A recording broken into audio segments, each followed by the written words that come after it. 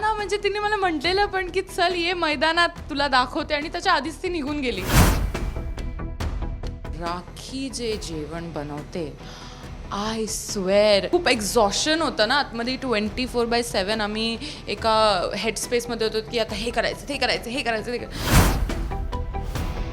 आणि पहिल्या दिवशी गेल्या गेला चावी गेली की जर हिच्याकडनं ही एक चुकी झाली आहे म्हणजे ही अशीच आहे. मला पर्सनली सगळ्यात जास्त त्रास तर विशालचाच झाला कारण की माणूस ती खूप छान आहे, खूप सॉफ्ट आहे, खूप केअरिंग आहे. कोणच एक्सपेक्ट नाही करणार की ती अशी असेल. नमस्कार, राजश्री मराठी शोबजमध्ये तुम्हा सगळ्यांचं खूप खूप स्वागत आहे. नुकतीच बिग बॉसच्या घरातून एलिमिनेट झालेली संस्कृती साळुंखे म्हणजे आपल्या सगळ्यांची लाडकी ससा आपल्यासोबत आहे. कशी आहेस? खूप सुंदर दिसतीयेस, पण तब्येत थोडी कमी झाल्यासारखी वाटतीये. Hello, hi, how are you? मी तर बारीक झाली. त्या बारीक होण्याचं कारण नेमकं काय? काय आता आतमध्ये अंडी नव्हती माझ्याकडे आणि खाण्यापिण्याचं जरा होतं 19-20 झालेलं आणि खूप एक्झॉशन होतं ना आतमध्ये. 24/7 आम्ही एका हेडस्पेसमध्ये होतो की आता हे करायचं ते करायचं हे करायचं ते त्याच्या चक्करमध्ये खाणं पिणं जरा राहून गेलं. आम्हाला किचनमध्ये खूप जण जेवण बनवताना दिसतात, पण मला तुझ्याकडनं ऐकायचं आहे, कुणाच्या हाताला चव जास्त आहे? बापरे, मी कधीच एक्सपेक्ट नव्हतं की मी हे बोलणार, पण राखी जे जेवण बनवते आय स्वेअर मला कधीच वाटलं नव्हतं की ती एवढी एंटरटेनिंग, एवढी ती हाय एनर्जी असते. पण जी 15-20 मिनटात जी जेवण बनवते ना, 2 भाज्या रेडी, हे रेडी ते रेडी आणि खाल्ल्यानंतर म्हणजे ते काय म्हणतात सुगरण आहे ती आणि एवढं सुंदर जेवण बनवते ना. मला खरंच हर एक मी जे भाज्या खात नाही ना घरात ते पण तिने बनवलेले खाल्लेत मी. मला असं वाटतं तुझी तब्येत कमी झाली आहे कारण कमी भाजलेल्या चपात्या खाल्ल्यामुळे. ते पण खूप झालंय. मी तर स्वतः शिकली मग की तिकडे जाऊन पोळ्या कसे भाजायचे. मला दीपाली ताईंनी खूप सुंदर पेशन्सनी शिकवले की पोळ्या कसे भाजायचे, तर ते मी स्वतःच शिकून गेलेली. तर तिकडे माझ्या ग्लुटन फ्रीच्या पोळ्या मीच स्वतः भाजायची साईडला कधी कधी. खरं तर तुझा खेळ दिसत होता, तुझा आवाजही येत होता, सगळं काही छान होतं. मला असं वाटलं नव्हतं तू इतक्या लवकर एलिमिनेट होशील. काय वाटतं ह्या निर्णयाकडे तू कसं बघतीयस? कुठे ना कुठे मी प्रेक्षक पॉईंट ऑफ व्ह्यूनी हे एक्सेप्टच केलं की आता कसं आहे की त्यांना ज्याला बघायचं आहे ते त्यांनाच पुढे घेऊन जाणार आणि त्याला मी खूप रिस्पेक्ट करते. कारण की माझा जो खेळ होता तो कुठे ना कुठे मी मिड सीझन आलेली आणि एक स्टोरी लाईन चालू होत्या, एक केऑस चालू होतं किंवा एक सीन सेट झालेला आणि त्याच्यात एंट्री घेतल्यानंतर ना आपण एकच गोष्ट करू शकतो, जे चालू आहे त्याला साथ किंवा एक पाठिंबा घेऊ शकतो. आणि मी आय थिंक हा सीझन माझा नव्हता कारण की हा ग्रुप सीझन होता. म्हणजे 2 कट्टर ग्रुप आहेत, ते ग्रुप एक दुसऱ्याशी भिडत आहेत आणि माझा असा स्वभाव आहे की मी ग्रुपमध्ये खेळूच नाही शकत. मला एकटं खेळण्याची सवय आहे आणि जिकडे ग्रुपीज एवढं कट्टर ग्रुप्स आहेत त्याच्यामध्ये एक साईड चूज करणं किंवा हे ते मला नाही जमत. मला एकटं खेळायला आवडतं. मी अशी एकटी उभी राहू शकते आणि ते कुठे ना कुठे या सीझनचं माझं डिसॲडव्हान्टेज झालं. पण तू जेव्हा घरात गेली होतीस ना, जाताना तुझी एनर्जी कमाल होती, धमाकेदार एंट्री घेतलीस, पण हळूहळू तो जोर, ती एनर्जी कुठेतरी कमी झाली का? किंवा घरात एक नर्वसनेस आला का? आणि तो का आला? काय झालं ना, आय थिंक एंट्रीच्या टाईमला माझ्याकडे खूप एक एक्सपेक्टेशन्स आणि एक खूप असं एक फ्लो होता माझ्याकडे की अच्छा असं असं असं सगळं होणार.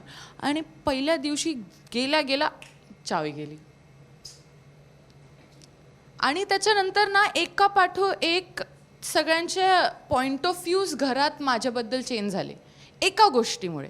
आणि ते मला समजून येत नव्हतं की नक्की एका गोष्टीमुळे कसं सगळ्यांची मेंटॅलिटी चेंज होऊ शकते. म्हणजे त्यांनी पूर्ण माझा स्वभाव एक इन्सिडेंटनी डिसाईड केला की जर हिच्याकडनं ही एक चुकी झाली आहे म्हणजे ही अशीच आहे आणि ही काय त्याच्या पुढे त्यांचं काही पॉईंट ऑफ व्ह्यू नव्हतं. त्यांनी एक ऑलरेडी एक मेंटॅलिटी असतेच की वाईल्ड कार्ड झालेत, आम्ही एवढ्या दिवस राहून एवढी आम्ही मेहनत करून आम्ही सगळ्यांना काढलं आहे, तर आता पहिले ह्यांना काढायचं. तर ती गोष्ट त्यांनी बॅक इन केली या इन्सिडेंट बरोबर की आता हिला पहिले आपल्याला काढायचंच होतं, चला आपण हा एक रिझन मुद्दा एक मेन पकडू आणि तिला तसंच बघू. त्यांनी आय थिंक कुठे ना कुठे एक एफर्ट्सच लॅक केले त्यांनी की हिला आपण समजून घेऊया किंवा काय करूया. नाही, आम्हालाही नाही समजत. हा एक त्यांचा स्टेटमेंट सगळ्यांचा फिक्स झालेला आणि तोच त्यांनी कंटिन्यू ठेवला. बिग बॉसच्या घरात खेळताना तुला नेमक्या काय अडचणी आल्या, कुणाचा सगळ्यात जास्त त्रास झाला तुला? खेळताना आय थिंक सगळं खूप छान होतं. आय थिंक एन्व्हायरमेंट तो एवढा हाय प्रेशर आहे ना, तर मी कोणाला पर्टिक्युलरली असं ब्लेम नाही करणार, कारण की तो गेमच तेवढा डिफिकल्ट आहे आणि सगळ्यांना तेवढं करायलाच लागेल.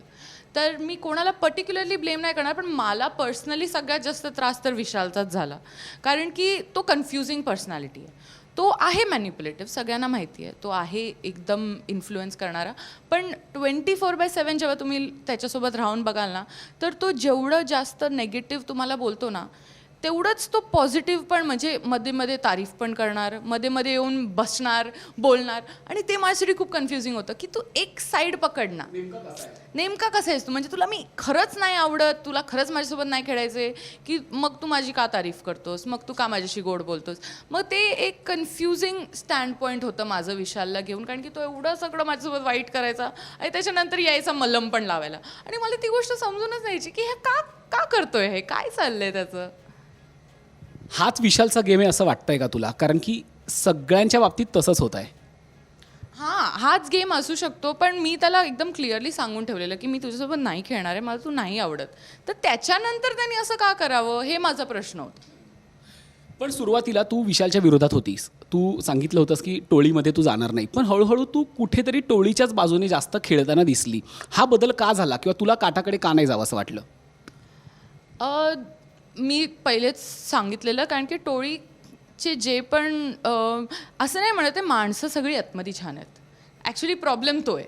सगळे कंटेस्टंट्स ॲज ह्युमन्स खूप छान आहेत. तर आपण कोणाशी पण उठून बसून बोलू शकतो, चार आपले शब्द व्यक्त करू शकतो, हे सगळं आहे तिकडे.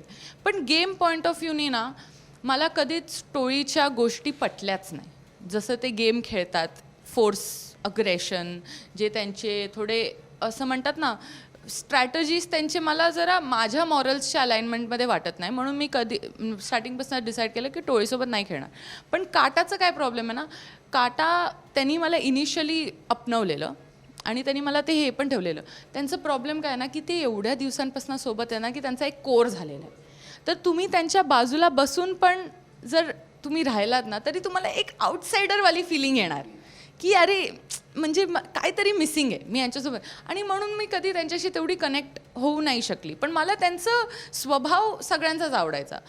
आणि एंडमध्ये कसं झालं की बिग बॉसच टीम पाडत होते. आता ज्या टीममध्ये त्यांनी पाडलं त्याच्यामध्ये मला खेळायला लागेल. आणि माझा तो स्वभावच तसं आहे की मला कुठेही टाका तुम्ही, मी माझा 100% देणार. तर आता टोळीच्या ह्याच्यामध्ये टाकलं आहे तरी मी माझा 100% देणार. जर मला काटामध्ये टाकलं असतं तरी मी माझा 100% दिलं असतं. तर तसं काही नाही आहे की मी टोळीसोबत होती, मी कुठल्याच ग्रुपमध्ये नव्हती. आणि ते खूप कन्फ्युजिंग वाटायचं, कारण की माझं इश्यू काय झालं ना मेन, की मला फक्त इंडिव्हिज्युअल व्यक्ती आवडायचे, तर मी त्यांच्यासोबत जाऊन बोलायची. प्रॉब्लेम काय होते, हे दोन व्यक्ती दोन वेगळ्या वेगळ्या ग्रुपचे आहेत. तर मी जर इकडे ह्याच्याशी बोलून बसली तर त्याच्या आजूबाजू 3-4 त्याच्या ग्रुपचे यायचे. मग मी जर या माणसासोबत बसली त्याच्या ग्रुपच्या आजूबाजू, तर दिसायचं काय की मी दोघांमध्ये बसली आहे. पण ॲक्च्युली मी दोघांमध्येच नव्हती. मला फक्त इकडचा हा माणूस आवडतो, तिकडचा तो माणूस आवडतो, असं प्रॉब्लेम होती तिकडे. अनुश्रीला जर तिच्या आईचं पत्र वाचू दिलं असतंस तर गेम बदलला असता का तुझा? मला खरंच खूप वाईट वाटलेलं त्या गोष्टीच्याबद्दल, की तिचं आईचं पत्र, कारण की ते एक अनुभव जो मला मिळाला ना, तो मला खरंच वाटेल की तिला पण मिळावा. आणि ती तिकडे खरंच 50-60 दिवसांपासून होती. आणि एक तो जो पॉईंट ऑफ व्ह्यू होता ना, की ती पण थोडीशी त्रासात होती, मी पण त्रासात होती. तर अनुश्रीचं पत्र तिच्या आईचा जर ती वाचलं असतं, नक्कीच तिला खूप बरं वाटलं असतं कुठे ना कुठे, आणि तिचा गेम अप अजून झाला असता. आणि ती माझी इच्छा होतीच. पण माझा पहिला आठवडा एवढा कठीण गेलेला ना, सगळे अगेन्स्ट होते, सगळ्यांची मतं मांडलेली होती माझ्याबद्दल. आणि मला तो मोटिवेशन एक खरंच हवा होता, ज्याच्यामुळे मी ती हिम्मत करून स्वतःसाठी घेतला तो संधी. आणि जेवढं मला तिच्यासाठी वाईट वाटतं तेवढंच स्वतःसाठी पण वाईट वाटतं की का या परिस्थितीत का टाकलेलं आम्हाला. तर काय बोलू आता, असं झालं. त्या दिवसानंतर अनुश्रीने ठरवलं की तुझ्या हात धुवून मागे लागायचं. त्याच्यानंतर तिचा खेळ बदलला. तिनं तुला प्रत्येक ठिकाणी हाणून पाडण्याचा प्रयत्न केला. पण काही दिवसांपूर्वी ती म्हणाली की तुला मी 12व्या आठवड्यात येऊ देणार नाही. ती गोष्ट कुठेतरी लागली का? आणि घराबाहेर पडताना ते सगळं आठवलं का? किंवा अनुश्रीचं नेमकं तुला काय खटकलं आहे? अनुश्री स्वभावच तिचा तसा आहे. म्हणजे ती मनात ग्रज धरून ठेवणार आणि ती राग धरून ठेवणार. ती दाखवणार नाही तोंडावरती, पण पाठपाठी तिचं सगळं. की असं घरामध्ये ती नॉर्मली माझ्याशी बोलायला यायची, छानपैकी ऐकायची पण माझ्या गोष्टी, आणि खूप गोड, म्हणजे ते मिठी छुरी, थोडं तिचा मिठी छुरीसारखा स्वभाव आहे. हां, मागून वार करते, आणि मला तशा गोष्टीची सवय नाही आहे. मी वार पण बोलणार पण समोर, आणि मला काहीच ते असं मी येणार नाही गोड गोड बोलायला स्टार्टिंगमध्ये उगाचच. तर माझा तसा स्वभावच नव्हता, तिचा होता. तर कुठे ना कुठे मला माहितीच होतं की जर ती लागली आहे हात धुवून पाठी, लागू दे. आपण आपल्या गेममध्ये कॉन्फिडंट राहणार, आपण आपल्या रस्त्यावरती चालत राहणार, तर काटे तर येणारच आहेत मध्ये. कधी कधी ते चुपतील, कधी कधी आपण इग्नोर करायचं, कधी कधी लाथ मारून त्यांना साईडला करायचं. हां, पण तिने जेव्हा ते म्हटलेलं ना की मी तुला 12व्या वीकमध्ये जाऊन नाही देणार, तेव्हा मला भीती नव्हती त्या गोष्टीची, कारण की ती बिग बॉस नव्हती. हे मेन बिग बॉस आपले सगळे जे ऑडियन्स आहेत आणि जे शोज बनवत आहेत ते आहेत. तर मला भीती नाही वाटली त्या गोष्टीची. तिची इच्छा असेल, मे बी तिच्या काय म्हणतात, सरस्वती बसली बिचारी तिच्या ह्याच्यावरती, आणि मी बाहेर पडण्याचे अनेक रिझन्स होते, पण मी तिचा रिझन हा असा मनाला लावून नाही घेतला, कारण की लाईफ आहे यार, होते रहता है. तन्वीनं बोलता बोलता सांगितलं की सशाची नियत मला समजली. खरा ससा कसा आहे आणि तन्वीची नियत कशी आहे, जी तू घरात बघून आली आहेस? म्हणजे मी तिकडे पण तिला म्हटलेलं की नियत आपण एका शब्दाने नाही ठरवू शकत कोणाचीच. आणि तो जो एक इन्सिडन्स पण असा होता की खूप आउट ऑफ कॉन्टेक्स्ट होता. म्हणजे जी गोष्ट तिच्यासाठी ठराविक मी बोलली पण नव्हती, ती तिने मनाला लावून घेतली.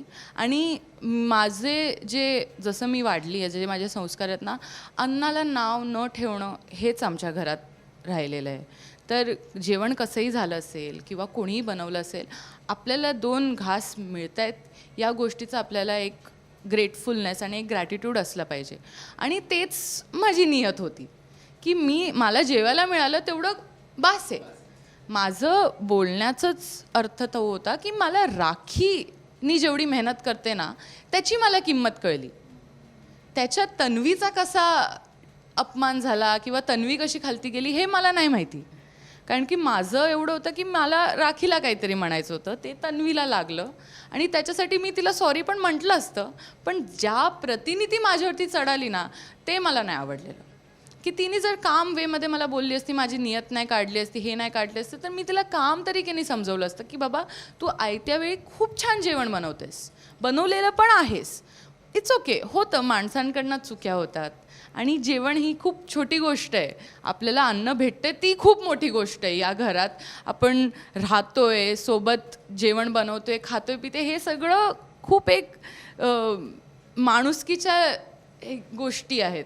जे आपल्याला अन्न बनवून देते आपली आई, आपल्या घरातली लोकं, त्यांची आपल्याला किंमत नसेल तर आपण कुठले माणूस राहिलो ना. तर असं मी कोणाला बोलूच नाही शकत, नाही मी तिला बोललेली. आणि माझी नियत ना खरं माझे आईबाबा आणि माझे देव ठरवतील, तर ती कोणच नाही होत माझी नियत ठरवणारी. म्हणून मला काही त्या गोष्टीचं एवढं वाईट तर नाहीच वाटलेलं. पण ओव्हरऑल तुमची फ्रेंडशिप झाली का तुझी आणि तन्वीची?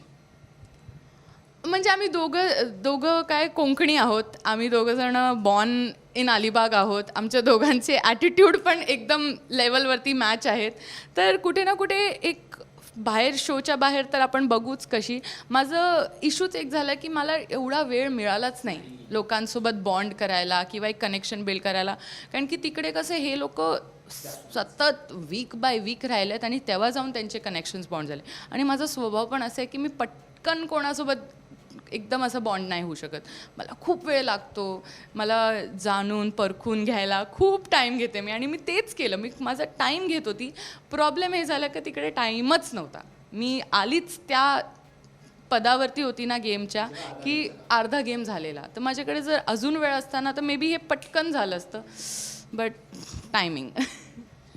तुझ्यासोबत आणखी एक स्पर्धक घरामध्ये गेला, ते म्हणजे रेवा. रेवा आणि राकेशची एक लव्ह स्टोरी हळूहळू आम्हाला तुमच्याच तोंडून ऐकायला मिळाली. तुला खरंच त्याविषयी काय वाटतंय आता? होईल का ते वर्क? गॉड, म्हणजे मी आतमध्ये राहून आली आहे ना, तर मला सगळं माहिती आहे असं वाटतंय. पण आता किती सांगू किती नाही सांगू असं होतं, कारण की ती माझी it's not my story to tell ना. ते दोन त्या लोकांचे, तर त्यांच्या तोंडातनं ऐकायला आय थिंक अजून फेअर होईल. पण जेवढं मी बघितलं, लव्ह स्टोरी तर नाही आहे. लव्ह स्टोरी बनवण्याचा प्रयत्न खूप आहे. रेवा आणि मी स्टार्टिंगमध्ये आमचं नाही बनलेलं, मग मध्येच आम्ही मैत्रिणी झालो कसे तरी, मग परत ते डिस्टर्ब झालं, परत पार्टिंग झाली, खूप खूप खूप असे अप्स अँड डाऊन्स. तिकडे त्या घरात हर एक दिवशी इक्वेशन चेंज होतो, हर एक दिवशी, आणि तुम्ही सगळ्यांच्याच तोंडाने ऐकलं असेल. तर लव्ह स्टोरी ते तर आपल्याला कळेलच. एंडपर्यंत तर आपल्याला कळेल, कारण की मी ॲज प्रेक्षक पण जर बघितलं ना, तर तो एक फिलिंग येतोच आपल्याला, एक इन्स्टिंक्ट येतं की कुठे काय खरं आहे आणि कुठे काय खोटं आहे. तर आय थिंक जे इन्स्टिंक्ट आपल्याला आलेलं आहे त्याच्यावरतीच आपल्याला धरायला पाहिजे. संकेत कसा आहे ग? डबल ढोलकी आहे, थेट बोलणारा आहे, की अचूकपणे वार करणार आहे? संकेतचा खेळ कसा आहे? कारण तोही तुझ्याच सोबत आतमध्ये गेलाय. आय थिंक घरात जर माझी कोणासोबत थोडीफार बॉन्डिंग असेल तर ते राखी आणि संकेतच होते. आणि संकेत ॲक्च्युली खूप स्ट्रॉंग आहे, पण तो ज्या इन्फ्लुएन्समध्ये पडला आहे ना, ते इन्फ्लुएन्स कुठे ना कुठे त्याला थोडंसं खालती खेचते. तो जेव्हा आलेला तेव्हा खरंच सगळ्यांना तो खूप एक स्ट्रॉंग हेडेड ओपिनियनेटेड माणूस, म्हणजे असा प्लेयर म्हणून वाटलेला. पण ओव्हर द टाईम मी त्याचे ओपिनियन्स थोडे थोडे कमी होताना, किंवा स्वतःचा त्याचा जो गेम प्ले आहे तो कमी होताना बघितला, आणि मी त्याला विचारलेलं सुद्धा. पण तो कसा आहे ना, तो खूप ओपिनियनेटेड आहे, म्हणजे तेच हां, तो खूप इझिली इन्फ्लुएन्स झाला. आणि त्या गोष्टीबद्दल मला पण कुठे कन्फ्युजन झाली की जो संकेत मी पहिले बघितलेला तो खरा आहे की हा खरा आहे. तर जेवढं मी त्याच्याशी बोलली, असं वाटतं की तो कमबॅक घेऊ शकतो जर त्यांनी तेवढी हिंमत ठेवली तर. तुला जर विचारलं की आता जे टॉप 10 आहेत त्यापैकी कोण डिझर्विंग नाही आहे आणि कुणाला तुला तात्काळ घराबाहेर काढावं असं वाटेल? ओ गॉड, आय विश माझ्याकडे एक बेटर आन्सर असता तुम्हाला द्यायला. पण खरंच सगळे आतमध्ये एवढी मेहनत करतायत ना, की कोण डिझर्विंग नाही आहे हे मी कोणच नाही आहे ठरवायला. कारण की माझ्यासाठी सगळेच डिझर्विंग आहेत, सगळे तेवढी मेहनत करत आहेत, सगळे आपला गेम फोकसनी खेळत आहेत. ऑनेस्टली वैतागलेत आतमध्ये लोक. 10 वीक त्या घरात राहणं आणि कॉन्स्टंटली त्या same same same same repetitive गोष्टी करण्यानंतर ना, एक माणसाची कॅपॅसिटी हिट होते. आणि तरी ते वैतागलेत, तरी करतायत. म्हणून त्या गोष्टीसाठी माझा एक खूप मोठा रिस्पेक्ट आहे त्या सगळ्यांना. सगळेच डिझर्व करतात, सगळे जे मेहनत करतात ते डिझर्व करतात. आणि कुठे ना कुठे जो माणूस ती मेहनत करायला थांबवेल ना, तो अनडिझर्विंग होईल. कारण की त्या जागेवरती 1000 करोडो लोक उभे राहण्यासाठी थांबलेत. तर जर तो मेहनत करायला सोडेल ना, तर तो अनडिझर्विंग होईल. पण आत्तापर्यंत तर सगळे मेहनत करतात आणि सगळेच डिझर्विंग आहेत. कोण तुला पर्सनली आवडलं आणि कोण डोक्यात गेलं? ओ गॉड, माझ्या डोक्यात लवकर माणसं जात नाहीत. पण पर्सनली मला जेन्युइनली ॲज पर्सन, म्हणजे जेवढं ऑन स्क्रीन राखी खूप ड्रामटाईज करते गोष्टी किंवा खूप ओव्हर आहे, पण जेवढं मी तिचा एक सॉफ्ट साईड पण बघितलं आहे, तर मला राखी खरंच खूप आवडली. ती एंटरटेनर म्हणून धम्माल आहेच, पण ॲज माणूस ती खूप छान आहे, खूप सॉफ्ट आहे, खूप केअरिंग आहे. कोणच एक्सपेक्ट नाही करणार की ती अशी असेल, जशी ती आहे.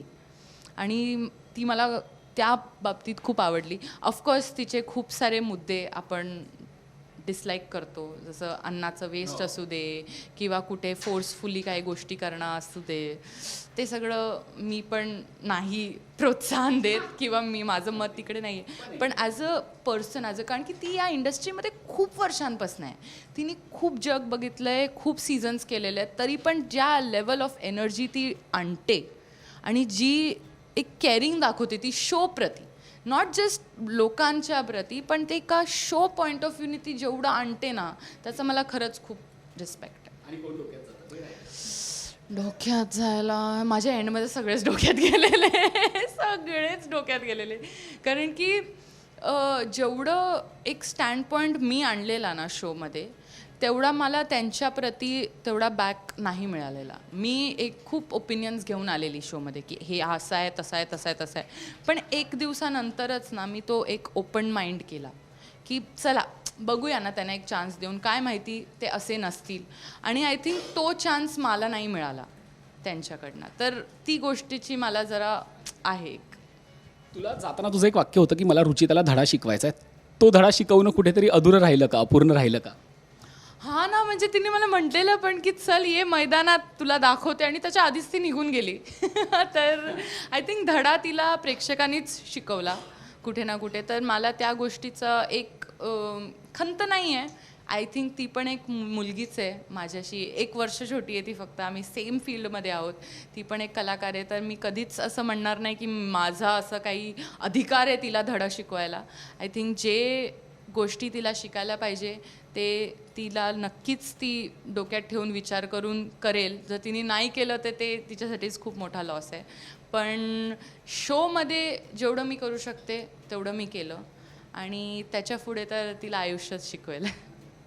शोच्या बाहेर तर तू आली आहेस, कसं वाटतंय बाहेर येऊन? आणि म्हणजे बाहेरच्या जगात आता काय वातावरण आहे तुझ्याविषयी ते बघितलं आहेस का?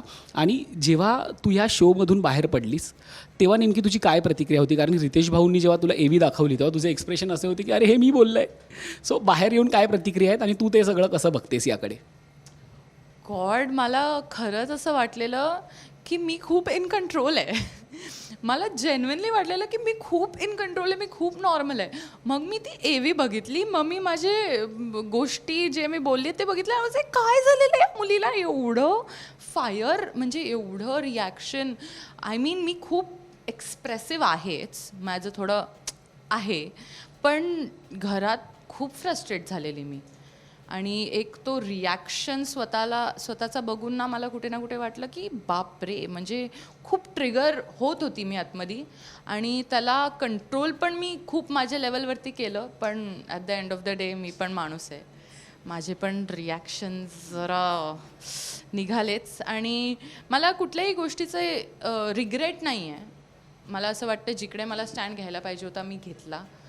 कधी मला मे बी समजून नाही आलं की नक्की हा मुद्द्याच्या पाठी माझे किती लेवलचे फ्रस्ट्रेशन आहेत, तर तेही मी नंतर कोपअप केले, विचार केले त्या गोष्टींच्याबद्दल. तर कुठे ना कुठे मला असं वाटतंय की जी पण काय माझी जर्नी राहिली आहे, short but sweet, I think मला त्याच्यामधनं खूप काही शिकायला मिळालं स्वतःच्याबद्दल आणि गेमच्याबद्दल आणि लोकांच्याबद्दल आणि आयुष्याच्याच बद्दल इनफॅक्ट, की कसं वेगळ्या वेगळ्या स्वभावांच्या लोकांसोबत राहून कसं वाटतं आणि माझा नक्की स्वभाव कसा आहे, किंवा मी एका डिफिकल्ट पोझिशनमध्ये पडली तर मी कशी असते. ते सगळ्या गोष्टी मला कुठे ना कुठे शिकायला मिळाल्या, आणि त्या गोष्टीच्याबद्दल मला खरंच खूप एक ग्रॅटिट्यूड आहे की या शोवरती येऊन मी स्वतःच्याबद्दल आणि जस्ट एक अनुभव जे मला मिळाला आहे त्याच्याबद्दल मला खूप एक ग्रॅटिट्यूड आहे की हे कधीच कोणाला शिकायला मिळणार if not on big boss.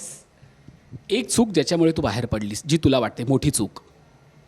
I think he एक चूक मी कधीच परत करणार नाही, जे की होती मी ना जेव्हा मी मोस्ट ऑफ द टाईम घरात एकटी असायची, कोणाशीच नाही बोलायची. पण कसं व्हायचं ना की ह्यांना माहिती होतं की 1 वर्सेस हाऊस नाही होऊन द्यायचं आहे आपल्याला, म्हणून ते लोक जर मी एकटी बसली असेल ना तर येणार माझ्याशी बोलायला किंवा येणार ट्रिगर करायला किंवा काय. तर आय थिंक तेव्हा मला तेवढं रिॲक्शन न देऊन ना एक अजून फर्म स्टँड पॉईंट ठेवायला पाहिजे होता स्वतःच्याबद्दल, की एकटी आहे, एकटीच दिसली पाहिजे मी. आय थिंक ती माझी चुकी होती की मी ज्या पॉईंटवरती होती ना घरात, ते मी ट्रुली दाखवू नाही शकली किंवा ट्रुली त्यांना मी दाखवू दिलं. आय थिंक हां, त्यांना ती संधीच नाही दिली पाहिजे होती की मी कन्फ्यूज नाही, मी एकटी होती घरात. पण ते एकटेपण दिसलं नाही, या गोष्टीचं मला खंत आहे. शेवटचा प्रश्न, कुणाला विनर म्हणून बघतीयस? विनर मला खरंच आवडेल की आरबी किंवा तन्वी मन्ना कोणतरी एक निघेल.